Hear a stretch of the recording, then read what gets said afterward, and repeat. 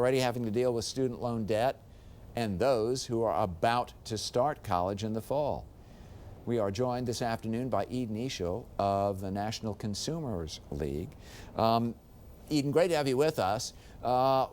Again, just about when you thought it couldn't get any more expensive, and frankly, folks had been budgeting, thought maybe they had it taken care of, and now they're confronting this more than a percentage point rise in student loans. How much in real terms does that add to an average student's loan cost?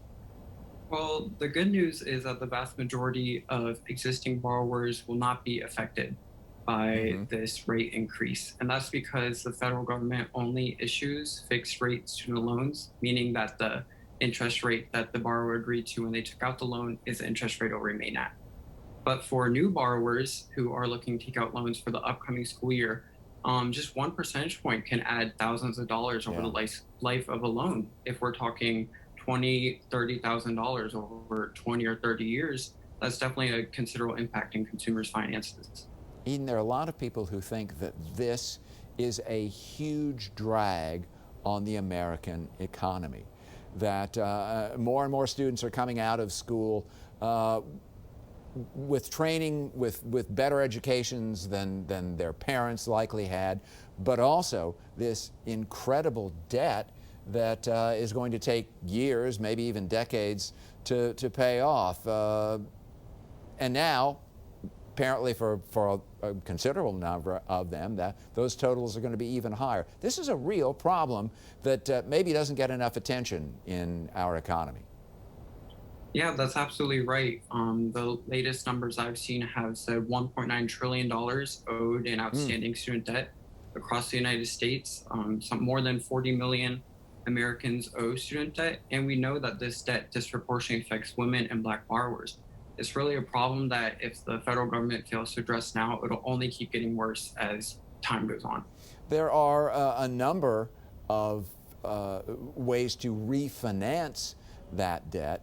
What does the Consumers League think about that? Is that something, if you come out and you've got these considerable debts, that maybe you should look into? Definitely. The number one thing to keep in mind, though, is that the federal government has instituted a payment and interest pause on student loans since the pandemic began, although that pause is set to end August 31st. There have been reports, and the White House has confirmed they're looking at some forms of debt cancellation. So it's difficult to recommend any refinancing or consolidation before knowing where the administration lands on that, especially as the August 31st deadline looms. But if there is still a considerable balance remaining and payments resume, that is definitely something consumers should look into, alongside a number of federal income-based repayment plans. No, that's very good advice too, frankly. In this case, a little bit of patience is probably going to go a long way.